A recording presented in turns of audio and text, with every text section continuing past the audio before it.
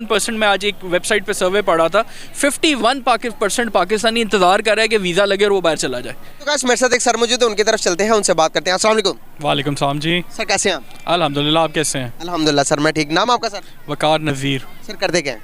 मैं basically corporate company में head हूँ प्रोडक्ट का। माशाल्लाह, वेरी नाइस। सर अगर मैं बात करूँ पासपोर्ट की, ग्रीन पासपोर्ट अपनी एक टाइम के अंदर अपनी एक वैल्यू रखता था। एक कंट्री के अंदर हमें तकरीबन से तकरीबन, अगर मैं गलत नहीं हूँ तो हमें 60 से 70 कंट्रीज़ के अंदर फ्री वीज़ा विदाउट वीज़े के जाने देते थे, लेकिन वो माइनस होकर हमारा वर्स्ट लास्ट के 10 पासपोर्ट से अंदर के रैंकिंग तीसरे नंबर पर आ रहा हमारा पासपोर्ट। अगर मैं बात करूँ इंडिया की रैंकिंग, इंडिया तकरीबन 120 कंट्रीज़ के अंदर फ्री वीज़े के जा सकता है। क्या वजूहत है कि वो डेवलप हो गया, हमारे पासपोर्ट को डे बाई डे जंग लगता जा रहा है? क्या वजूहत है? आई थिंक मुझे नहीं पता कि आप लोग you'll be able to play this या आप ये कम्प्लीटली चला सकेंगे, but unfortunately nobody cares from your government, nobody cares your establishment, nobody cares bureaucracy, nobody cares अवाम, ऑल्सो नो बडी केयर्स।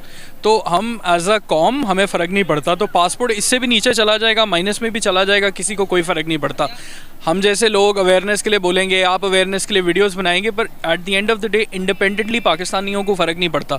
हमारी अपनी हरकतें ऐसी हैं, अगर आप किसी ट्रिप पे जाते हैं, यूएई जाते हैं, मैं यूके 10 साल रहा हूँ, तो आप ओवरऑल इनकी हरकतें और चीज़ें देखते हैं, एज अ कम्यूनिटी देख लें, एज पाकिस्तानीज़ देख लें, तो हमारी हरकतें ही नहीं ठीक हैं। और माशाल्लाह वैसी हमारी गवर्नमेंट की भी हरकतें हैं, दे डोंट केयर, उन्हें फ़र्क नहीं पड़ता इकॉनमी के क्या हालात हैं, लोग बदहाल हैं, बिलों के बदहाल हैं, पासपोर्ट से बदहाल हैं। तो मेरे ख्याल से कोई एक चीज़ नहीं है जो सही हो रही है। तो ये भी होता रहेगा, हम और मार खाते रहेंगे, कोड़े खाते रहेंगे, टाइम शैल गो ऑन, जब तक जो है चल रहा है, अल्लाह ही चला रहा है इस मुल्क को। यकीन करें कि दुख से कहना पड़ता है, अगर मैं बात करूं 1999 में हमारे फॉरेन रिजर्व और इंडिया के रिजर्व तकरीबन इक्वल थे, लेकिन अभी देख लें हमारे फॉरेन रिजर्व कहां पर आ गए हैं। हमारा फॉरेन रिजर्व अगर मैं बात करूं 7.8 बिलियन डॉलर से, अगर मैं बात करूं इंडिया के 5.16 बिलियन डॉलर्स के फॉरेन रिजर्व हैं, इतने ज़्यादा। अगर मैं बात करूं कंपनीज़ की, हर एक कंपनी इंडिया में जाकर इन्वेस्टमेंट करने में इंटरेस्टेड है, पाकिस्तान में कोई नहीं आना चाहता। क्या वजूहत है? आज तक सर अलमिया की बात यह कि हम टोयोटा, होंडा ये तो यूज़ कर रहे हैं, सुजुकी, अपनी कोई कंपनी को हमने रेफर नहीं किया कि मेड इन पाकिस्तान हो, हम सारी सैम्पलिंग करते हैं। क्या वजूहत है कि डाउनफॉल पर इसी वजह से तो नहीं जा रहे? क्या वजूहत लगती है आपको?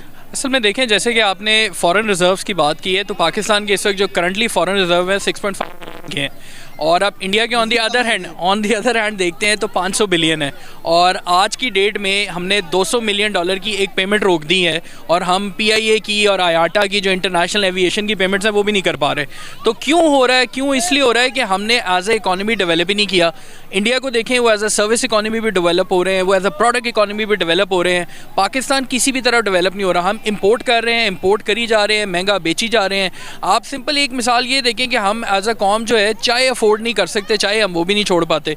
तो हमारे पास जो अभी 6.5 बिलियन डॉलर भी पड़ा हुआ है, वो भी मांगे तांगे का पड़ा हुआ है। 3 बिलियन डॉलर सऊदियों का पड़ा हुआ है, बाकी 3 जो है चाइना का, जो टेक्निकली डिफॉल्टेड स्टेट है। बट जैसे मैंने पहली वाले जवाब में भी कहा था, नो बडी केयर्स, किसी को कोई फ़र्क नहीं पड़ता। पावर गेम्स है, बल्कि गेम ऑफ थ्रोन्स चल रहा है पाकिस्तान में। सो गेम ऑफ पावर है, सबको पैसे चाहिए, सबके पैसे माशाल्लाह बाहर हैं।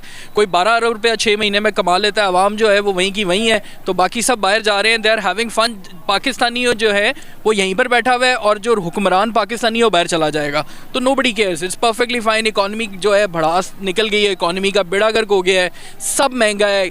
हमें मसला है कि जी गाड़ियाँ महंगी, हर चीज़ महंगी, यहाँ बनता क्यों? यहाँ कैसे कुछ बनेगा? कमीशन हैं, ईज़ ऑफ डूइंग बिजनेस नहीं है, वन विंडो ऑपरेशन नहीं है, आपके पोर्ट के ऊपर आपकी LCयाँ जो हैं फंसी हुई हैं, माल क्लियर नहीं हो रहा। आज की लेटेस्ट न्यूज़ ये भी है कि आपकी दवाइयों बनाने के लिए भी आपके पास चीज़ें नहीं हैं। तो माशाल्लाह कमाल डायरेक्शन है। सर अगर मैं बात करता हूँ इसी बरक्स के, जब देखते हैं कि मुल्क के हालात श्रीलंका की तरफ होते हुए नज़र आ रहे हैं, श्रीलंका ने कोई अपना एक स्टेप अप नहीं लिया, हम भी उसी रास्ते पर चल रहे हैं। एक प्रेडिक्शन के मुताबिक 75% चांसेस है पाकिस्तान के बैंक करप्सी होने के।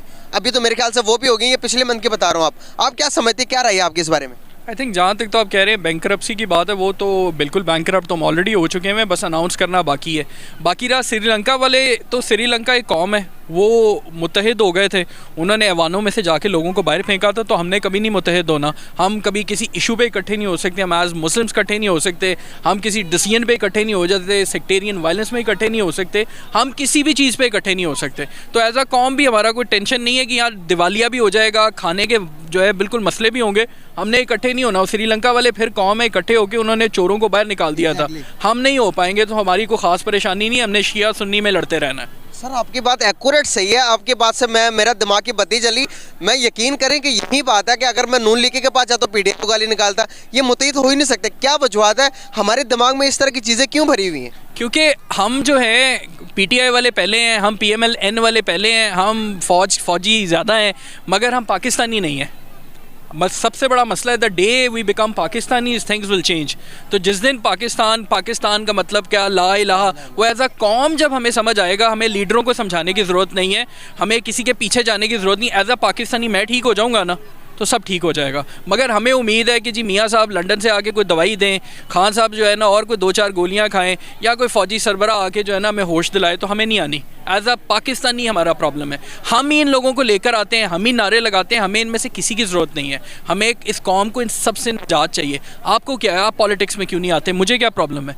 तो दैट इज़ द थिंग। जब ये एवरेज लोग आएंगे ना तब चेंजेस आएंगे, क्योंकि आपके मेरे मसले मुझे पता है, एसी वाले अवानों में से किसी को नहीं पता। एग्जैक्टली सर, अगर मैं फॉरेन रेमिटेंस की बात करूं, फॉरेन रेमिटेंस की पिछले साल की अगर मैं बात करूं तो 31 बिलियन डॉलर से अभी इस साल मजीद कम हो गए, 29 बिलियन डॉलर्स हो गए। अगर मैं बात करूं पड़ोसी मुल्क की, यकीन करें 81 बिलियन डॉलर से अब 100 बिलियन डॉलर्स को टच कर लिया है। हम हुंडी इस्तेमाल करते हैं, वो हुंडी इस्तेमाल नहीं करते, वो डायरेक्ट लॉयल है।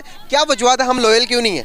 क्योंकि हमें तो वैसे इस बात पे भी डूब के मर जाना चाहिए कि वो जो ओवरसीज़ पाकिस्तानी है जिसकी तरह हम देखते हैं कि हमें फ़ॉरेन रेमिटेंस भेजे, जो प्रदेश में बैठा हुआ है, अपने मुल्क अपनी फैमिली की सेक्रीफाइस दे के बेचारा वहाँ बैठा हुआ है, हम उससे वेट करें, हमने उसे वोट का राइट भी ले लिया है, ठीक है, तो हमें उसकी इतनी ही परवाह है। और बाकी जगह पर क्यों कर रहे हैं? क्योंकि अगेन उन लोगों को पता है कि हमारा पैसा जो है पाकिस्तान में सिक्योर है, इकॉनमी इंडिया में सिक्योर है, उनकी हर चीज़ ग्रो कर रही है, वो अपना पैसा भेजते हैं बिकॉज वो वहाँ अमीर होना चाहते हैं अपने मुल्क में, अपनी ज़मीन में। हमारा पाकिस्तानी जो है ये आज 51%, मैं आज एक वेबसाइट पे सर्वे पढ़ा था, 51% पाकिस्तानी इंतज़ार कर रहा है कि वीज़ा लगे और वो बाहर चला जाए। तो इसलिए वो पाकिस्तान में पैसा भेज के यहाँ क्या करेंगे, वो तो इंतज़ार करें वीज़ा लगे और मैं कहीं सेटल हो जाऊँ। सर 5th लार्ज इकोनॉमी बन गया, क्या 3rd और 2 नंबर पे आ सकता है इंडिया?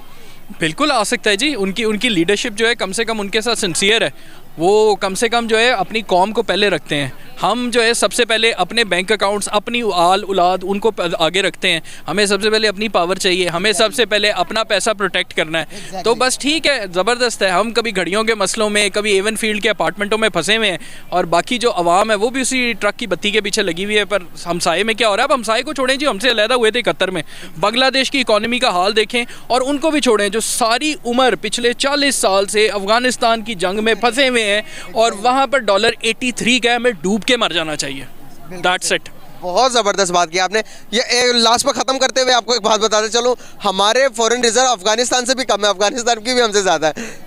क्या उसकी वजह फिर वही है ना जी, हम लोग डरते रहते हैं। हम कहते हैं जी कहीं वहाँ जो है अमेरिका बहादुर को गुस्सा ना चढ़ जाए, इधर से हम सोचते हैं किसी और को गुस्सा ना चढ़ जाए। तो हमारा माशाल्लाह कोई एजेंडा नहीं है। हमारा जो है ना उस बहू वाला हाल है जो किसी के आगे भी जो है ना डर के रहती है। वो अपने इन लॉज में भी डर रही है, वो अपनी दूसरी जगह पर भी डर रही है। So we are not progressing in any way. और again I think the message है इसके, बी पाकिस्तानी फर्स्ट। जिस दिन हम हो जाएंगे, ये जो कचरे को हम वोट दे के ऐवानों में ले आते हैं ना, इस कचरे को ऐवान में नहीं लेके जाना, इसको बाहर फेंकना है सारे के सारे को। बहुत ज़बरदस्त बात की, मेरी ऑडियंस को क्लियरली समझ आ गई होनी है, जो मैं काफ़ी टाइम से जवाब लेता फिरता था, मिल गया मुझे। Thank you so much sir. Thank you ji. Nice to talk with you. वालेकुम अस्सलाम। सर नाम आपका? शाहिद जी। करते क्या सर? मैं सर दुकान है मेरी। ज़बरदस्त। सर अगर मैं बात करूं तो आपको क्या लगता है कि दुनिया के अंदर कौन से मुल्क का पासपोर्ट ज़्यादा स्ट्रॉन्ग है, पाकिस्तान या फिर इंडिया? पाकिस्तान जी। सर पाकिस्तान के किस हिसाब से आप कह रहे हैं स्ट्रॉन्ग है?